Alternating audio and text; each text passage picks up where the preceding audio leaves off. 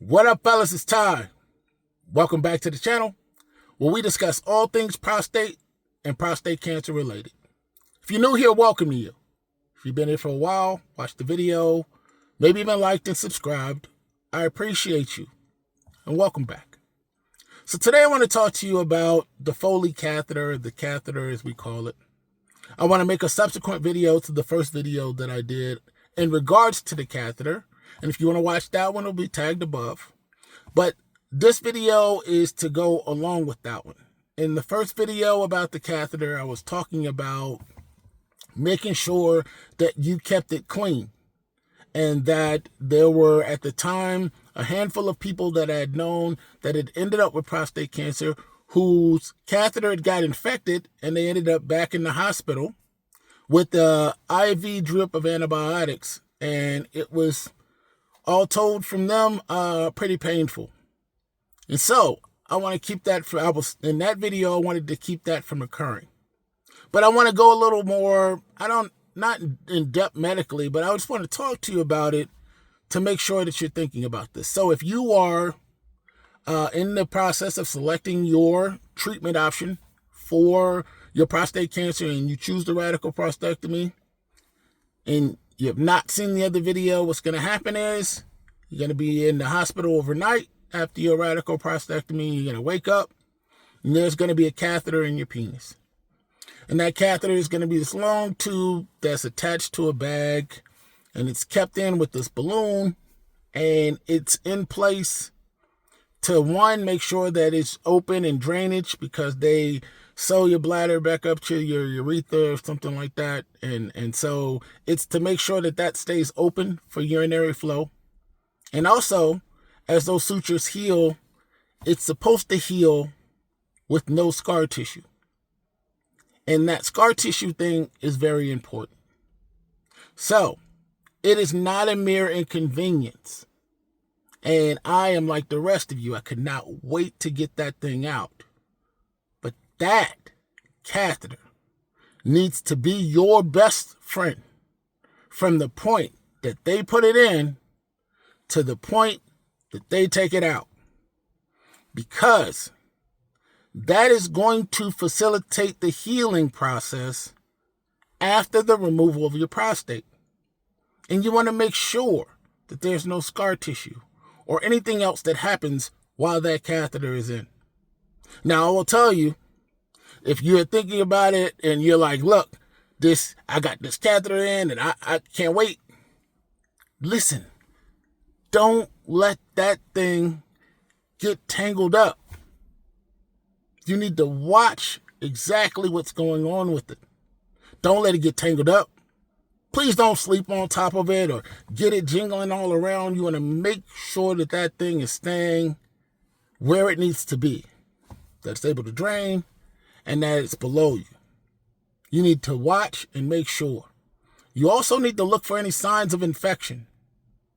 Now, I was always, in the first video, I said, their catheter got infected and my catheter had not got infected. And I was trying to figure out how that thing could get infected. But I remembered that there was a time during when the catheter was in that I felt like there was urine coming down the side, right? I just felt like that the urine wasn't all going into the tube, that it was coming down the side.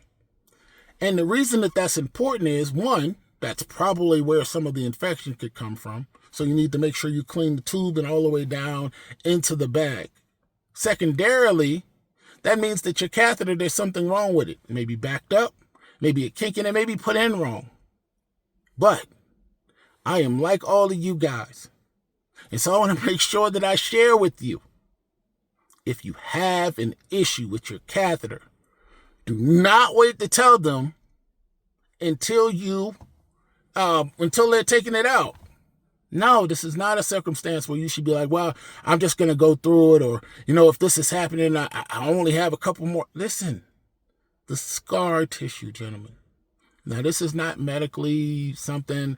I just feel like that if you have a problem with your catheter, your outcomes, and the way that you are going through your recovery could potentially be worse. So you do not want any scar tissue, any urinary or any strictures in there or anything like that where that thing is pulling and all of a sudden you want to make sure that you appropriately take care of that thing for the 7 to 10 days that you have it in. Now, for all of you who did not watch the other video, you need to make sure that you are sitting with that thing below you. What I did is that I slept in a recliner. I got the recliner, had the bag below me, and I slept in the recliner, sat in the recliner, made sure that thing could go down, and it was below me. I drank only water. I drink only water to flush out everything and to promote healing. So I didn't drink anything else or anything that would go through that was acidic or anything else. Just water in, out the catheter. I made sure that it was dumped. I did not wait till the catheter got full to dump. If you have the catheter in the tip of your penis, and then all of a sudden you get all of this urine at the bottom, it's going to start to pull. It's just gravity, gentlemen. Just make sure that when that thing gets to a certain almost halfway, get up and go dump it. Or dump it there. Get you, something to dump it into and pour it out. But don't sit there you sit there all that time and then you wait till it's all the way full. No, don't do that. Because you're trying to carry that thing and you're trying to make sure, don't do it.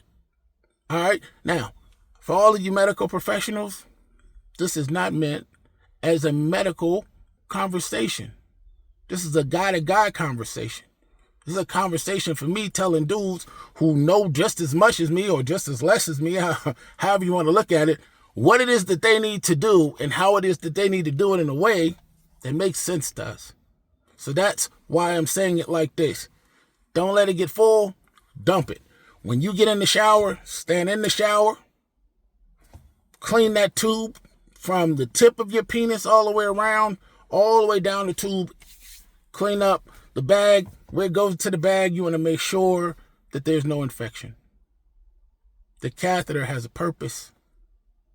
And I believe that if you have a nondescript, regular old, situation where that catheter goes in, they put it in, you don't have any issues. If you do, you let someone know, and then they take it out, I think you're going to be in a better position for your recovery and healing.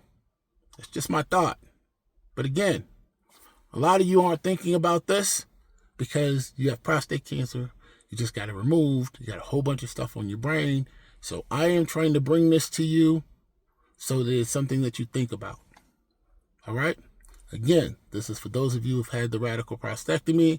We're talking about the next day and the subsequent days that you have the catheter in until it's removed. All right? I hope this finds you well. Peace and blessings, fellas.